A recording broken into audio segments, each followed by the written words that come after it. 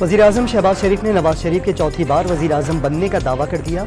अगले माह वतन वापस आकर मुकदमात का सामना करेंगे। चेहरा छुपाने के लिए बाल्टी पहनेंगे, न फूंके मारेंगे। निजी टीवी को इंटरव्यू।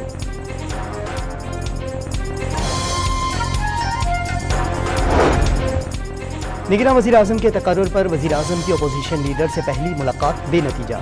कल फिर मिलेंगे। राजा रियाज ने निगरान के लिए सादिक संजरानी का नाम दे दिया।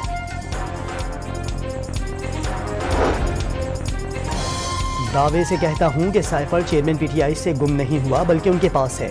उनके खिलाफ ऑफिशियल सीक्रेट एक्ट के तहत कार्रवाई हो सकती है। साबिक वज़ीर दाखिला राना सनाउल्लाह की programme live with Adil Shahzeb में गुफ्तगू।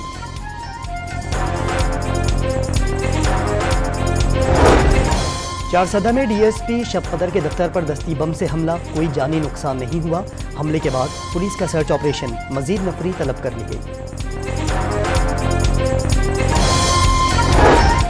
जाफराबाद में कैटल फार्म के करीब दो मोटरसाइकिलों में तसादुम, हादसे में 4 अफराद जख्मी हो गए।